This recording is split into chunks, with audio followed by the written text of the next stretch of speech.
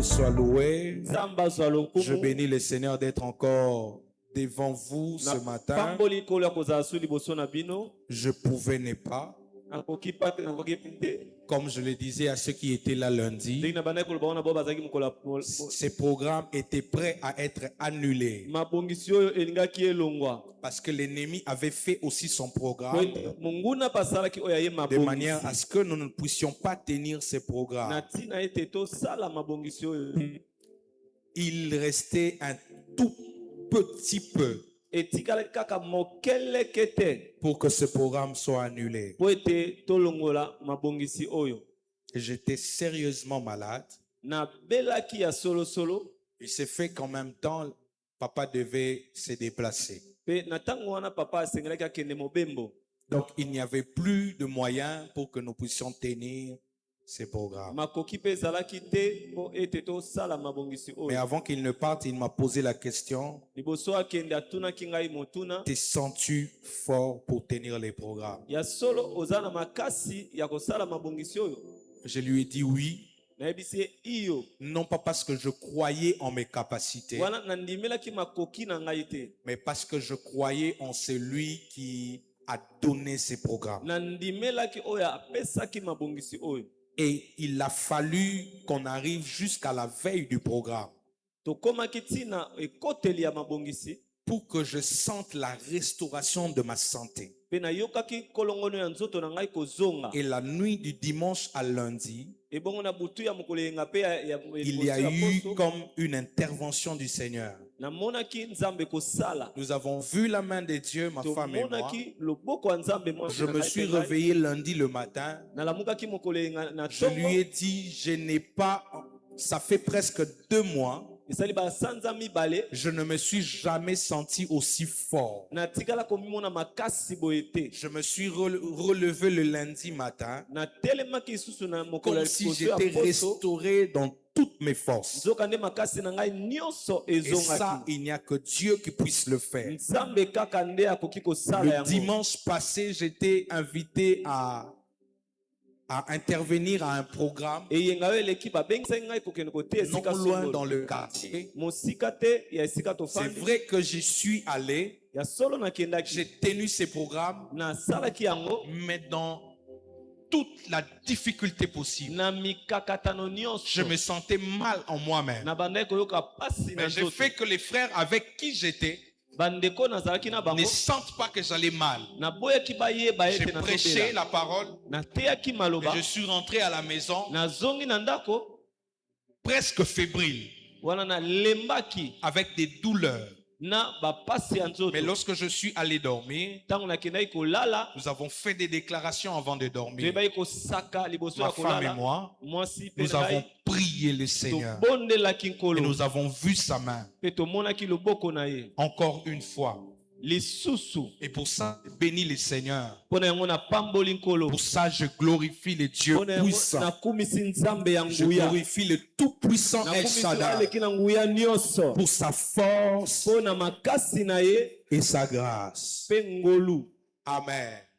Amen. Je ne manquerai pas de bénir, de célébrer mon Père. Moi, je l'ai toujours dit que c'est vraiment quelqu'un de très rare. Vous rencontrerez difficilement des gens qui aiment facilement voir les autres en train de progresser.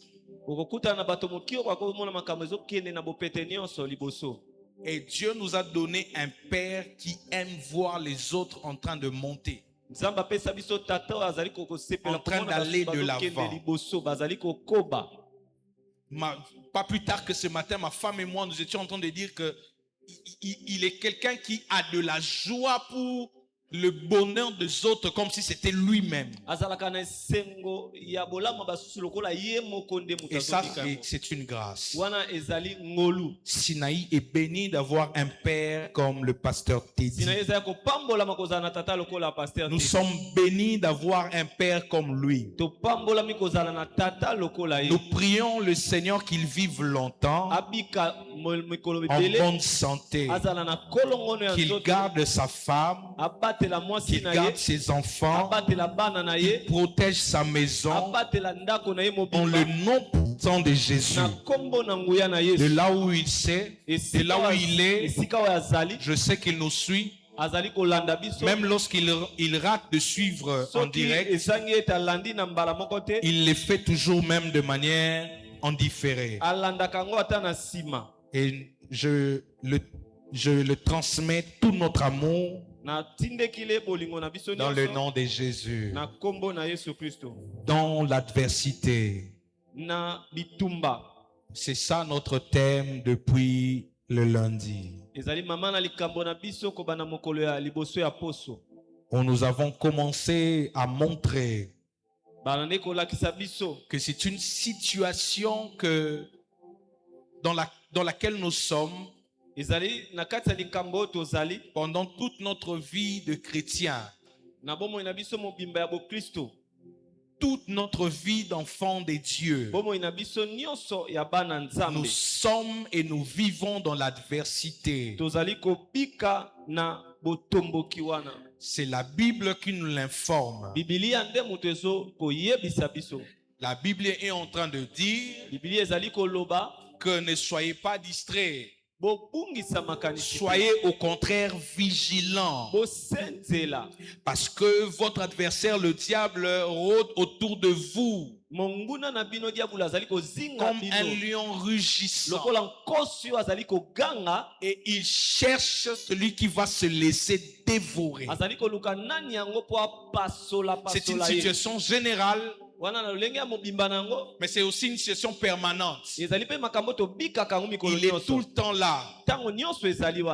Et il est en train de chercher. L'adversité est donc notre vie en tant qu'enfant de Dieu. Nous qui sommes sauvés, le diable n'est pas content de nous. Et il nous cherche. Nous avons dit que l'adversité c'est quoi? Nous avons dit que l'adversité, le français le définit comme un état ou une situation de celui qui est en train de prouver les rigueurs du sort. Ce n'est pas une situation qu'on souhaite. Ce n'est pas quelque chose que l'on veut, mais que l'ennemi vient nous imposer. C'est un malheur. C'est une malchance. On dit que l'adversité c'est la détresse. C'est la disgrâce. C'est un moment d'épreuve. C'est de l'infortune, la misère. Nous avons vu comment Job a subi l'adversité. Un homme craignant Dieu. Un homme droit. Reconnu par les hommes et par Dieu lui-même. Au point que Dieu devant Satan pouvait se vanter de Job. Mais c'est Satan qui dit à Dieu, je pense qu'il le fait parce que toi tu les protèges. Tu l'as gavé. Tu l'as donné tous les biens. Tu lui donnes, il est heureux. Il a 10 enfants qui sont heureux, qui festoient. Il a une femme et son troupeau est en train de remplir la nation. C'est pour cela qu'il est en train de te craindre. Dieu connaissant son serviteur, il dit à Satan, vas-y, touche-le, touche tous ses biens, mais lui-même ne le touche pas. Alors Job a subi la rigueur du sort. Et Satan lui a jeté. Il est allé jusqu'à toucher à son corps. Job a eu des ulcères pour quelque chose qu'il ne méritait pas. C'est ça l'adversité. Ce n'est pas parce que vous avez péché, ce n'est pas parce que vous avez été désobéissants. Nous avons dit que nous, pendant cette semaine, c'est ces côtés de l'adversité que nous présentons. Contrairement à ce que nous avons vu dans les Juges, Israël vivait l'adversité que Dieu imposait à cause de sa désobéissance, à cause de sa rébellion. Mais nous avons dit, nous, ce n'est pas cette face de l'adversité que nous allons voir, mais nous voyons cette face de l'adversité que l'ennemi nous impose à cause de notre statut, simplement parce que nous sommes enfants de Dieu, et il veut nous détruire à tout prix parce qu'il sait que nous sommes rachetés. Son combat est de nous voir à terre. Et Job a vécu cela. Quand on a dit que l'adversité découle du désir ardent de l'ennemi de nous voir dans les malheurs, ça lui fait simplement plaisir de savoir que nous ne sommes pas à lui. Nous ne sommes plus en train de lui appartenir. Nous ne voulons plus faire les choses que lui il veut que nous fassions. Il voit que nous ne voulons plus être sous son contrôle. Alors son désir le plus ardent, c'est de nous voir dans le malheur, dans les pleurs, dans la tristesse, dans le manque, dans la désolation. Le deuxième jour, nous avons vu pourquoi est-ce que Dieu permet l'adversité. Parce que c'est l'ennemi qui l'impose. Mais pourquoi Dieu, notre Père, accepte que nous vivons l'adversité? Nous avons dit que la liste est non exhaustive. Un autre prédicateur, vous qui êtes assis devant moi, vous pouvez aussi donner d'autres raisons. Mais nous sommes donner une liste dans laquelle il y avait trois principales raisons. Et nous avons dit que Dieu permet l'adversité premièrement pour sa gloire à lui. Parce que lui, Dieu, il tire gloire en toutes circonstances et en tout temps. Les temps et les circonstances dépendent de lui. Que l'on mange ou que l'on ne mange pas, que l'on pleure ou que l'on rit, que l'on danse ou que l'on tombe, que l'on monte ou que l'on tombe, Dieu reste Dieu sur son trône. Et Salomon, dans sa sagesse, il dit dans Ecclésiaste qu'il y a un temps pour tout. Et Dieu sait qu'il y a un temps pour tout. Comme il y a un temps pour tout, il permet l'adversité, sachant que malgré les temps et la circonstance, lui, Dieu, il sera toutefois glorifié. Et nous avons vu l'exemple même avec Job. La Bible est en train de dire déjà au premier chapitre que malgré ce que Job a vécu en un seul jour, il a perdu tous ses biens matériels. Au-delà de cela, Satan est allé jusqu'à tuer tous ses enfants. Il en avait 10, 7 fils et 3 filles. Il n'a pas tué un seul. 2, peut-être même 9, ou qu'il reste même avec un seul. Mais il est allé tuer tous ses enfants en un seul jour. Job a eu des mauvaises nouvelles. Malgré cela, la Bible dit il ne pécha point contre l'Éternel. Au contraire, il a élevé Dieu, disant c'est Dieu qui avait donné, c'est même Dieu qui a retiré. Que l'honneur lui soit rendu. Job a glorifié Dieu l'adversité. Et c'est cela ce que Dieu veut. Et Dieu savait, bien qu'il ait permis à Satan de toucher à Job, il savait que Job n'arrêterait pas de le glorifier. Et nous avons invité l'Église à faire de même, à être ceux qui glorifient Dieu en toutes circonstances. Parce que l'apôtre dit que c'est cela la volonté de Dieu en notre égard. Dieu veut qu'en toutes choses nous puissions le célébrer. Dieu veut qu'en toutes choses nous puissions le lever. Qu'il trouve gloire dans notre stérilité, dans notre maternité. Qu'il trouve gloire dans notre richesse, dans notre pauvreté. Qu'il trouve gloire dans notre élévation et dans nos humiliations. Que Dieu trouve gloire en toutes circonstances et en tout temps. Alléluia. Le deuxième point, ou la deuxième raison, c'était que Dieu veut, par l'adversité, mettre notre foi à l'épreuve pour montrer à Satan que nous resterons malgré tout attachés à lui. Lui, il est omniscient. Avant qu'une chose n'arrive, il le sait. Avant que Job ne perde tout, il savait que même si Job perd tout, il ne l'abandonnera pas. Il ne lui tournera pas le dos. Et il a permis à l'ennemi de le toucher afin de mettre sa foi à l'épreuve.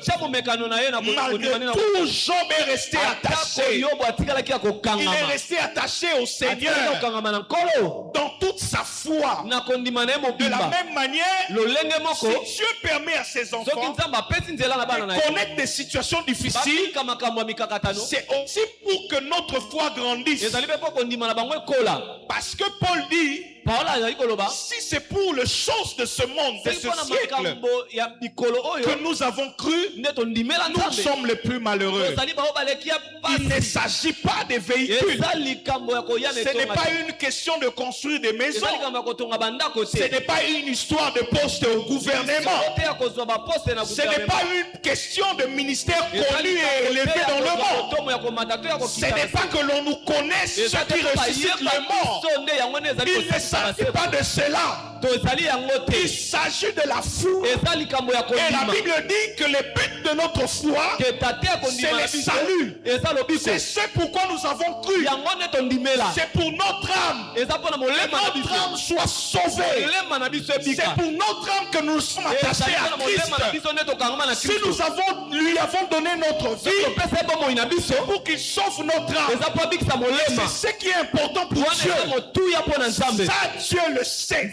Mais Satan l'ignore. Quand il vient avec sa mort, il pense qu'à cause de la mort, nous allons abandonner le Seigneur. Quand il vient avec sa maladie, il pense qu'à cause de la maladie, les souffrances de ses morts, le manque, de la calomnie des hommes, de l'abandon des hommes, du rejet des amis, nous allons abandonner notre foi.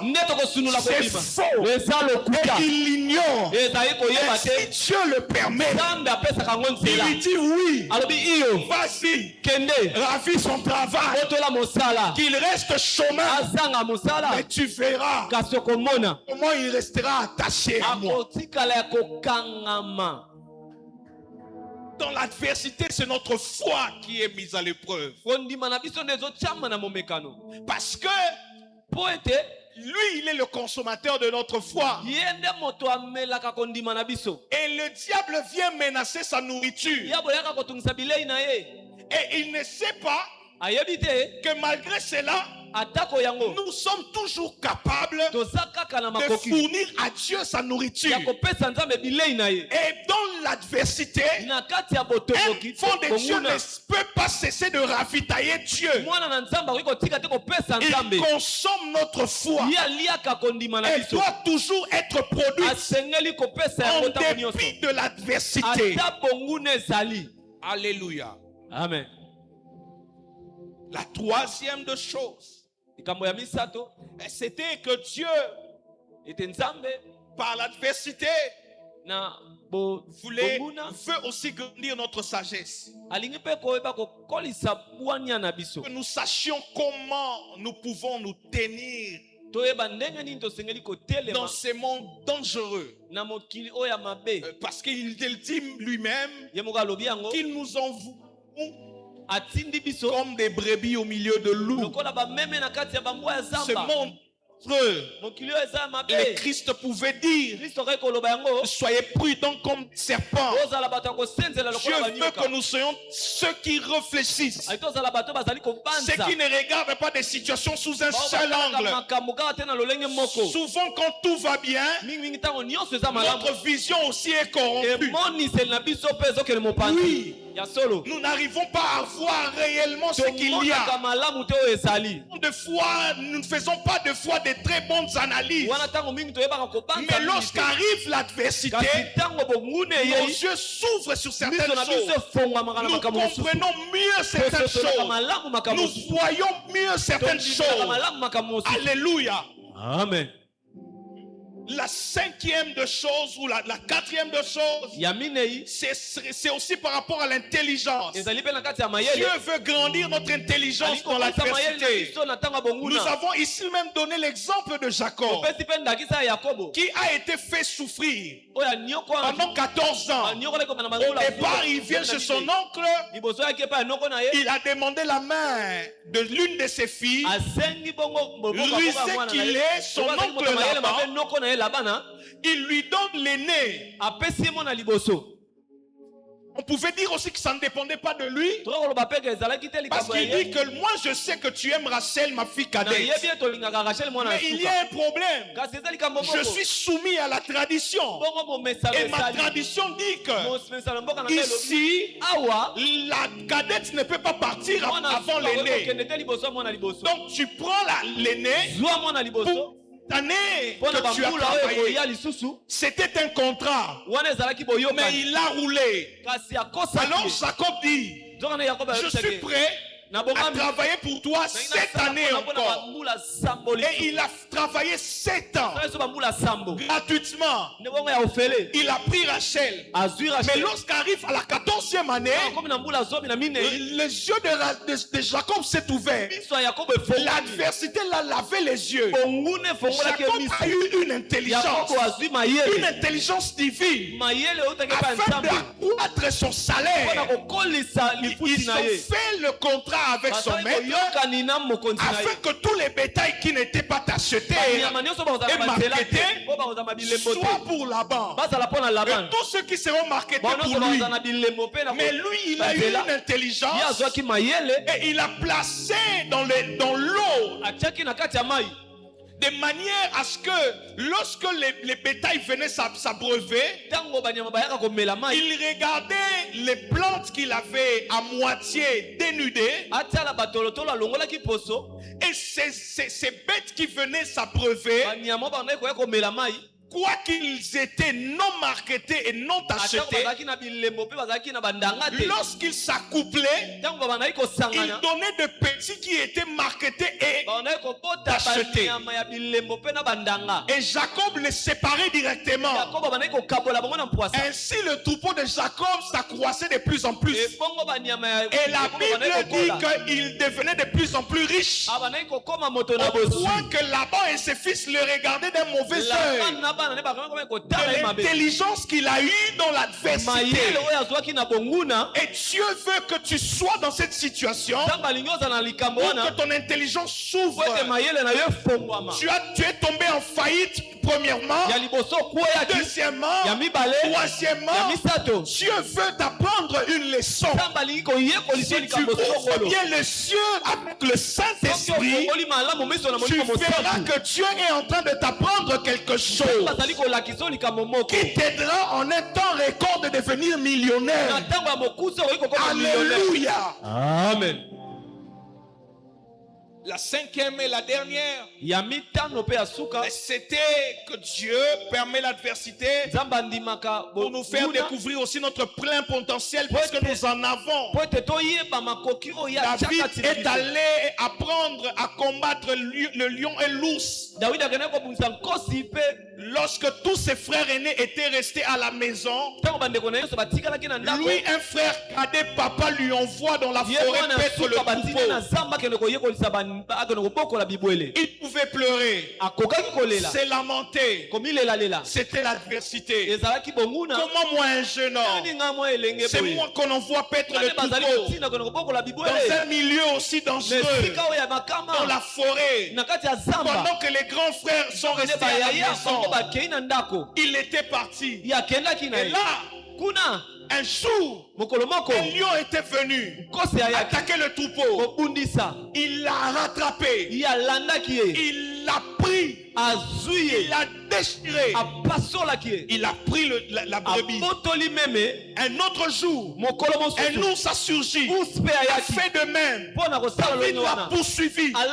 Il a récupéré la brebis en les déchirant. Il a appris à se battre avec les sanguinaires. Il a appris à se battre avec des fauves. Il a appris à se battre avec des animaux sauvages et féroces. Il s'est fait aussi. Un autre jour, il est allé rencontrer un homme dont on disait qu'il avait appris à se battre depuis sa jeunesse, depuis son plus jeune âge. Au-delà de cela, c'était un homme peu ordinaire. Il n'était pas comme nous, toi et moi. La Bible le décrit encore comme un géant, un homme grand. Et personne ne pouvait le battre. Tout le monde avait peur de lui. Et lorsque David l'a vu, David a pensé au lion. Il a pensé à l'ours. Le roi pouvait lui demander, tu n'es qu'un jeune homme, qu'est-ce qui se passe? Si nous étions à Kinshasa, il allait lui demander, mais il est allé dire au roi, moi que tu vois, ne regarde pas mon jeune âge. Je suis un battant. Je déchire les sanguinaires. Si cet homme aussi géant qu'il est, c'est un homme de sang, moi j'en finis avec les hommes de sang. Un jour j'ai un jour j'ai attrapé un ours. Je les ai détirés. Si lui c'est un féroce, si lui c'est un sauvage, je fais face au sauvage. David avait eu connaissance de son CV dans l'adversité. Ce n'est donc pas pour rien que tu traverses moment d'austérité. Ce n'est donc pas pour rien que tu es dans ce moment d'humiliation. Ce n'est donc pas pour rien que tu vis dans cette honte, que tu vis dans le manque, dans la sécheresse, dans la pauvreté, que tu vis le rejet, que tu vis cette oppression.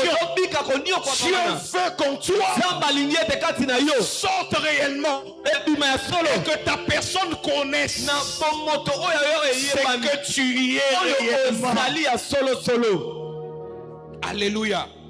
Amen. Ça c'est ce que nous avons vu mardi. Mercredi alors nous avons commencé un autre sous-thème pour demander, mais dans l'adversité, que devons-nous donc faire? Qu'est-ce qu'il faut faire dans l'adversité pour arriver à bout? Et nous avons dit, il y a une seule action, une seule grande action. Cette action, pour arriver à bout de l'adversité, il faudrait arriver à réduire son train de vie. Cela voulait simplement dire, il faudrait arriver à mener une vie de sacrifice. Mais parce que nous avons parlé de sacrifice, on a dit, Quand on dit mener une vie de sacrifice, qu'est-ce que cela signifie? Nous avons dit que cela signifie principalement renoncer à soi. Tout commence là. En tant qu'enfant de Dieu, le premier sacrifice de tout enfant de Dieu, c'est le renoncement de soi. Nous avons dit que le renoncement de soi n'est pas l'abandon de soi-même, n'est pas l'abandon de sa vie, devenir un chrétien faible, marcher la tête basse. Non, il ne s'agit pas de cela, mais il s'agit d'abandonner les plaisirs qui ne contribuent pas positivement à notre épanouissement en tant qu'enfant de Dieu. Cette vie-là exige une certaine marche. La Bible dit que nous ne devons pas nous marcher selon la chair, mais l'esprit. Parce que les œuvres de la chair sont contraires à celles de l'esprit. Nous devons, en tant qu'enfants de Dieu, abandonner la vie qui n'est pas conforme à nous. Parce que Christ dit que celui qui veut le suivre doit renoncer à soi, se charger de sa propre croix et de le suivre. Nous devons, bien aimer, laisser la vue du monde. Nous ne devons pas nous conformer au siècle présent. Nous ne devons pas vivre comme tout le monde. Nous sommes dans le monde, mais nous ne sommes pas de ce monde. Il y a des choses que nous ne pouvons plus faire. Nous devons abandonner la mauvaise vie, notre vie du passé. Nous devons l'abandonner parce que nous sommes devenus une nouvelle créature. Cela doit se vivre. Nous étions des bagarreurs. Aujourd'hui, nous ne pouvons pas. Nous sommes devenus des hommes de paix. Cette paix doit se manifester. Ce n'est pas des discours. Nous étions dans la prostitution, dans l'adultère, dans la fornication. Venons à Christ.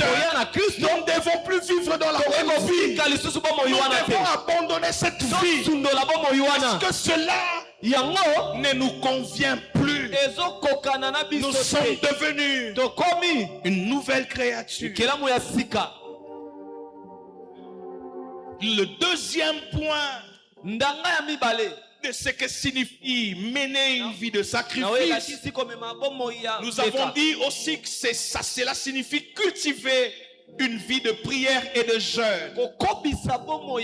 La prière doit devenir non pas une option. Lorsque ça ne va pas, on l'active. Nous avons dit non. Dans l'adversité, la prière est une priorité. La prière, c'est l'action ou l'activité principale. Elle doit être classée dans l'agenda de nos activités quotidiennes. Mais au-delà de cela, la prière trouver la place dans toutes les activités que nous faisons, de telle manière à ce que nous arrivons à prier même en travaillant, à prier en genre, à prier tout le temps. C'est ainsi, c'est dans cela que la Bible nous invite. Disons que nous devons prier sans cesse. Nous avons dit aussi que le jeûne est un élément important associé dans la prière. Parce que la Bible est en train de dire, les disciples de Christ, ils étaient en train de chasser des démons, un démon qui ne partait pas. Ils ont souffert, on s'est moqué d'eux. Le Seigneur étant venu, ils lui ont posé la question, mais pourquoi est-ce qu'ils nous résistent? Il leur a dit, cette sorte d'esprit, cette sorte de démons ne sort par les jeûnes et les prières. Il y a des esprits qui vous résistent, mais par les jeûnes ils partent. Un enfant de Dieu doit savoir se priver. À part le fait de se priver du plaisir de ce monde, on peut se priver de la nourriture, on peut se priver de la boisson. Cela permet à notre esprit d'arriver au-dessus de nous, au-dessus du corps, et de le permettre de travailler efficacement. La troisième chose que nous avons vue le jeudi, pour finir ce sous-terre, on a dit que c'était s'habituer à offrir. Lorsque nous parlons de mener une vie de sacrifice, premièrement le renoncement de soi, deuxièmement la vie de prière et de jeûne, mais troisièmement aussi l'habitude à offrir. Celui qui est dans l'adversité doit apprendre que donner c'est important, car Dieu a tant aimé le monde qu'il a donné son Fils unique. Il n'avait que lui, mais parce qu'il devait conquérir, il devait reconquérir l'humanité, il devait donner. Dieu aussi était dans l'adversité, parce que nous, ces créatures, lui qui nous a créés à son image, nous étions en inimitié avec lui, séparés totalement, et Dieu était dans l'adversité pendant des siècles et des siècles. Il cherchait des voies et moyens à nous réconcilier avec lui-même. Et lorsqu'il a donné son Fils, il est arrivé à bout de cette épreuve. Nous sommes venus à lui parce qu'il a donné Christ.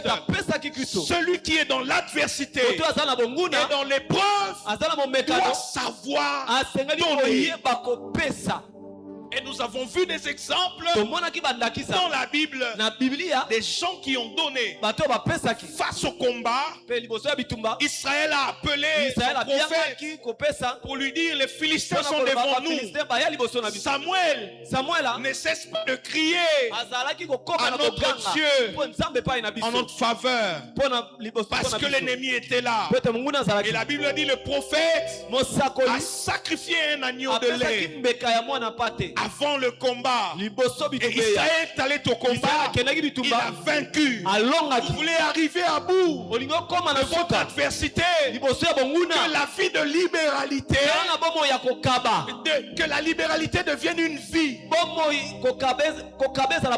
que nous, enfants de Dieu, nous ne donnons plus parce que cela nous est imposé, mais parce que nous sommes libres. Paul dit: sans contrainte ni tristesse, mais que chacun donne selon qu'il a résolu dans son cœur. Dieu aime ceux qui donnent avec joie. Il faut que celui qui est dans l'adversité devienne comme Dieu, qui a donné son Fils unique avec joie, afin de ramener à lui l'humanité.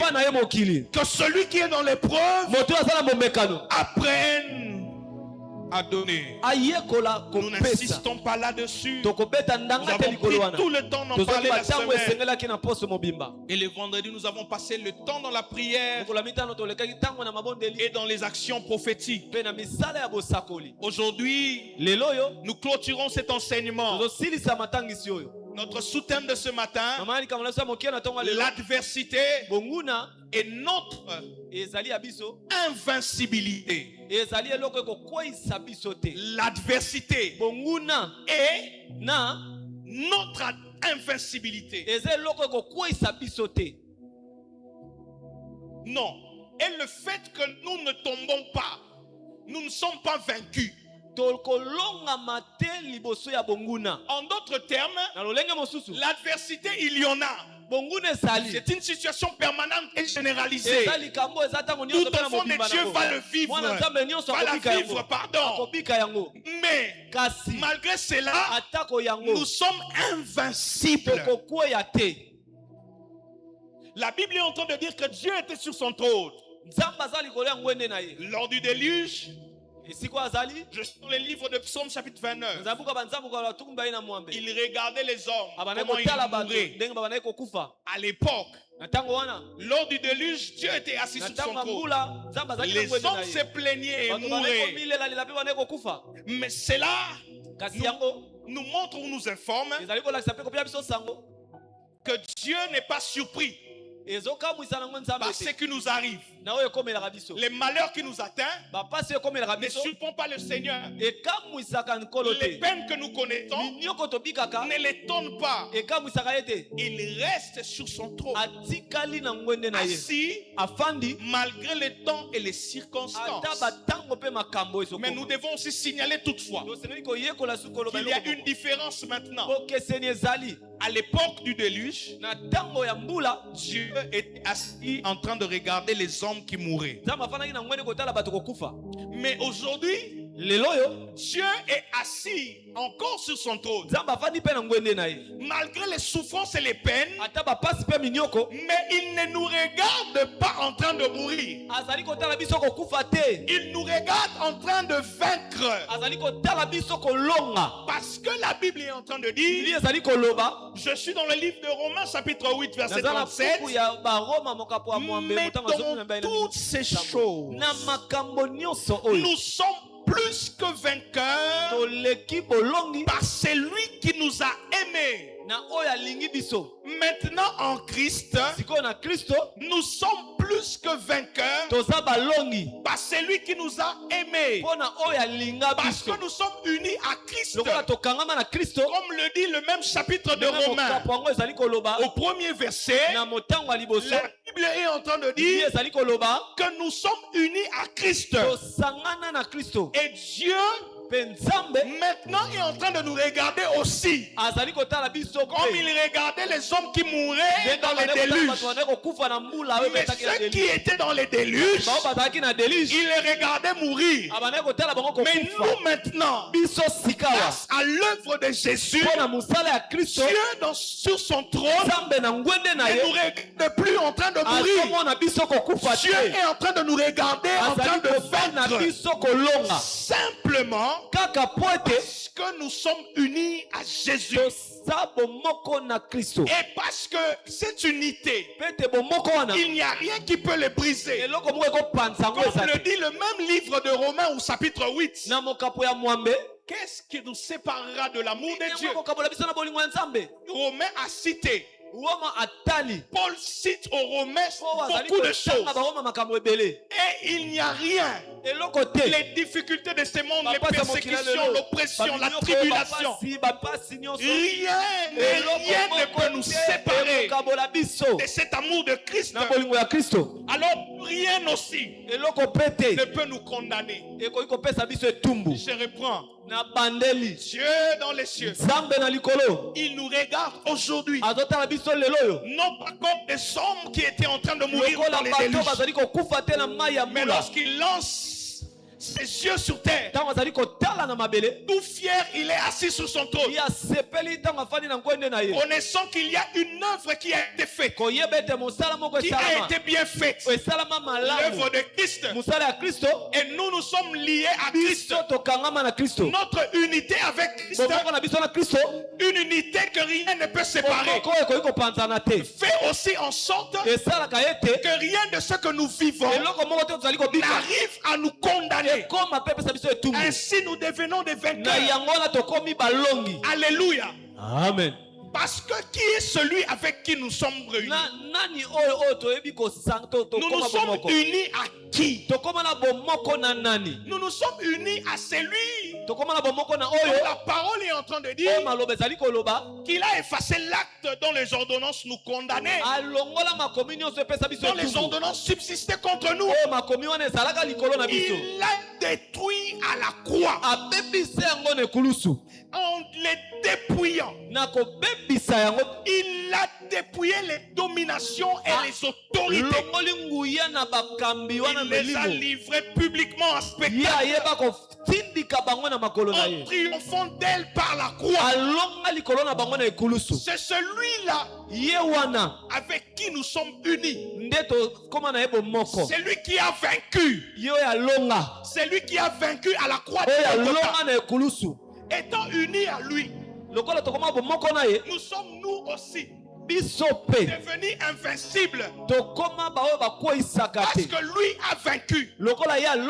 Ainsi notre invincibilité ne dépend plus premièrement de notre manière de prier, de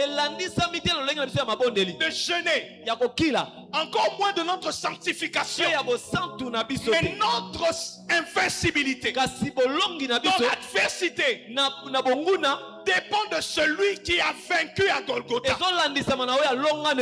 Et notre unité à celui qui a vaincu nous donne l'invincibilité dans l'adversité. Parce que lui aussi, sur la croix, il a été dans l'adversité. Il a été opposé à l'ennemi qui a cherché à l'humilier, qui a cherché à le détruire. En fin de compte, c'est celui qui l'a pris. Il a humilié, il a enlevé de toute sa puissance. La Bible dit il a dépouillé les autorités, il a dépouillé les dominations, il les a livrées en public et tout le monde a vu. Dans le monde spirituel ces jours-là, c'est celui qui se vend comme maître de la terre et de la mer. Parce que le ciel a crié ce jour-là. Lorsqu'il a été précipité, malheur à la terre et à la mer, car le diable est descendu vers vous. Mais c'est celui-là qui se disait maître de tout, a été vu humilié. Et le Christ a triomphé d'elle, des dominations et des autorités. C'est celui avec qui nous sommes unis. Étant en unité avec lui. Et comme Paul dit à Galates, il dit ce n'est plus moi qui vis, mais c'est Christ qui vit en moi. Ce n'est plus moi qui vis, c'est le vainqueur qui vit en moi. C'est celui qui a dépouillé les autorités qui vit en moi. Ce n'est plus moi qui vis, c'est celui qui a dépouillé les dominations qui vit en moi. Ce n'est plus moi qui vis, c'est celui qui a triomphé à Golgotha qui vit en moi.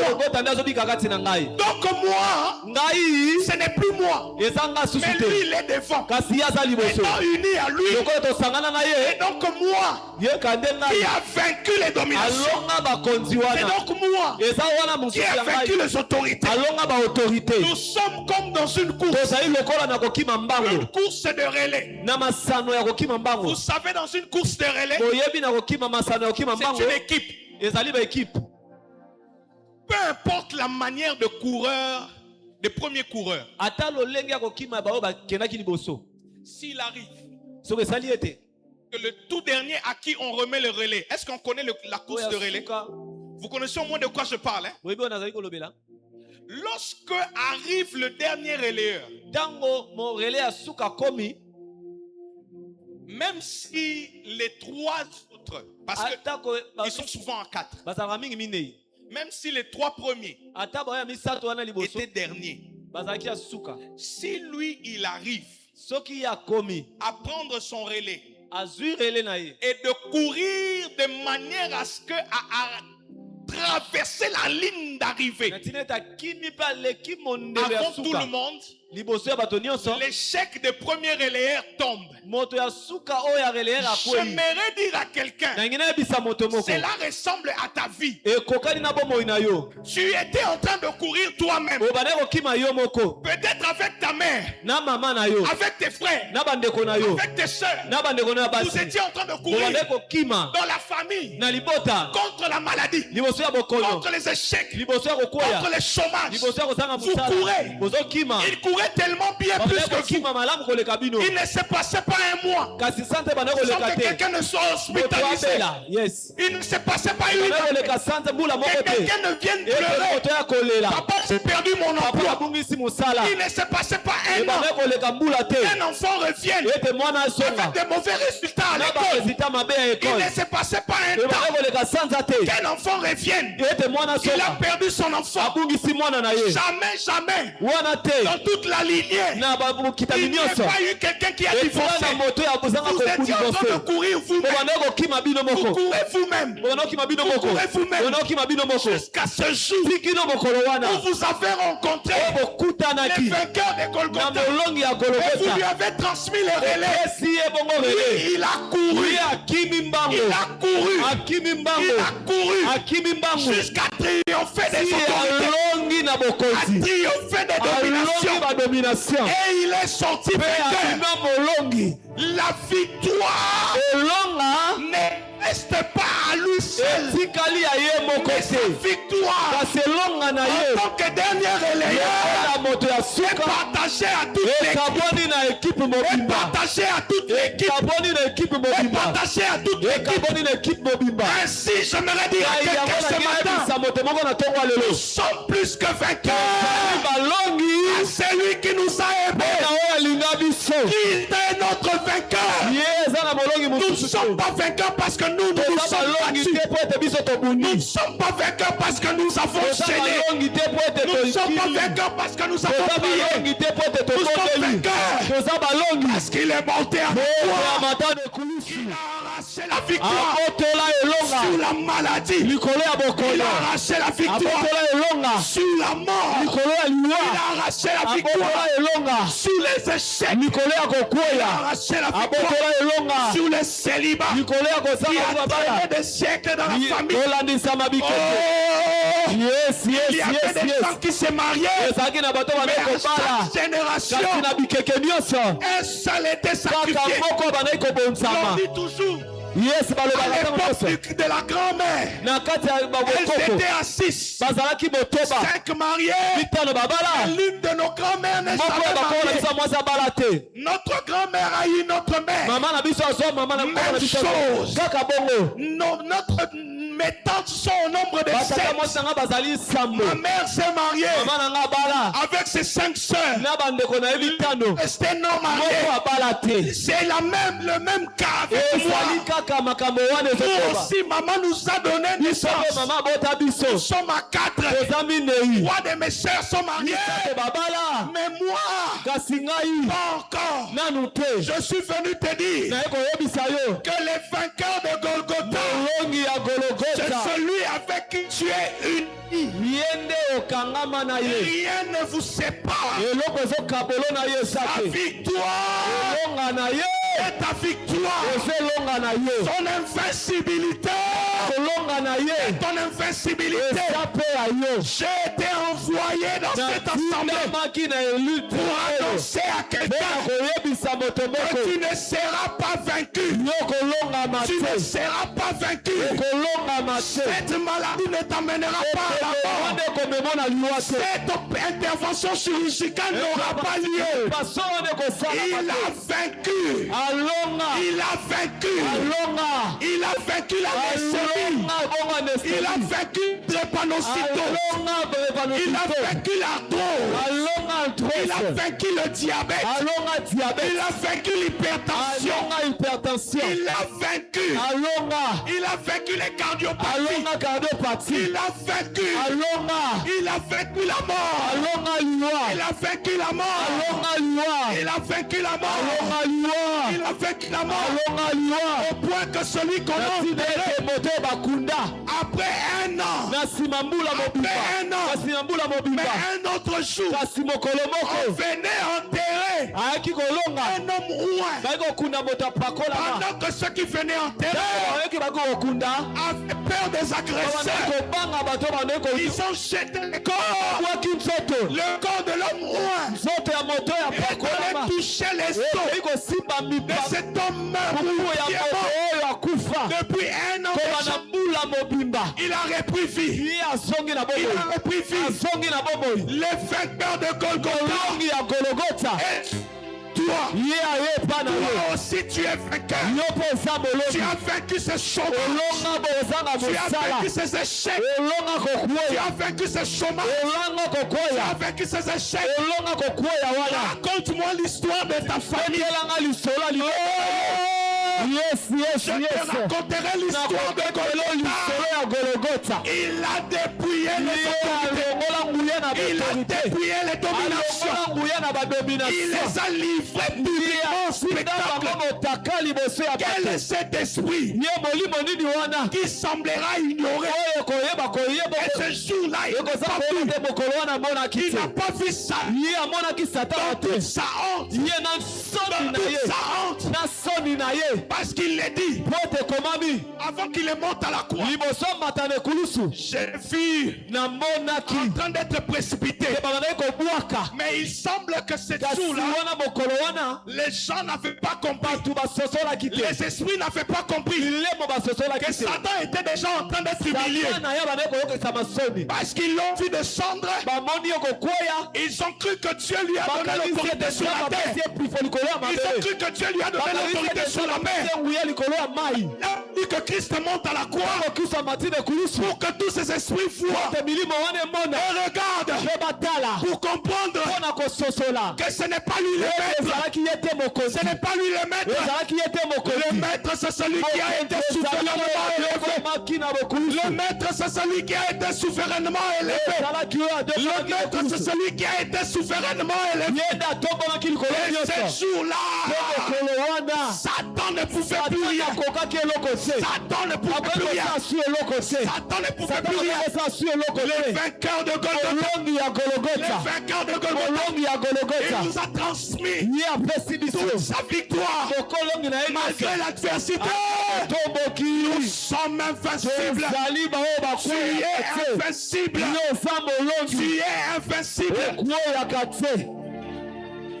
Tu ne viens pas dans l'adversité comme celui qui vient chercher la victoire. Tu ne viens pas dans l'adversité comme celui qui vient chercher la victoire. Mais tu entres dans l'adversité comme un vainqueur. Comme un vainqueur. Ah, ceux qui suivent l'athlétisme savent que lorsqu'il fallait courir avec une scène gauche, Yes. l'on disait déjà chez les commentateurs, l'espoir s'est envolé. Qu'il vienne avec sa maladie. Nous tomberons malades. Mais nous allons nous relever. Qu'il vienne avec la mort. Nous mourrons. Mais nous ressusciterons au dernier jour.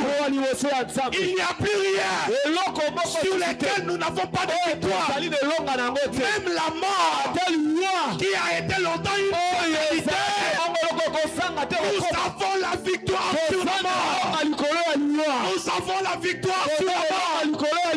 Nous avons la victoire sur la mort. Il n'y a donc rien. Aucune adversité qui peut arriver à bout de ta vie. Que les sorciers de ta famille complotent. Que les marabouts de ce quartier se réunissent contre Sinaï. Que les sorciers de cette contrée se réunissent contre Sinaï. Nous sommes vainqueurs. Nous sommes vainqueurs. Nous sommes vainqueurs par celui qui nous a aimés le premier. Par celui qui nous a aimés le premier. Par celui qui nous a aimés le premier. Ainsi, je lève ma main droite. Je proclame sur ta vie que toute adversité devant laquelle tu étais, je te proclame vainqueur. Je décrète que tu es vainqueur. Qui est celui avec qui tu es en jugement? Qui est celui devant qui tu es en jugement? Qui est celui devant qui tu es? Je proclame tu es plus que vainqueur. Tu es plus que vainqueur. Tu es plus que vainqueur. Tu es plus que vainqueur. Rassemble tes proclame, je suis plus que vainqueur en Jésus.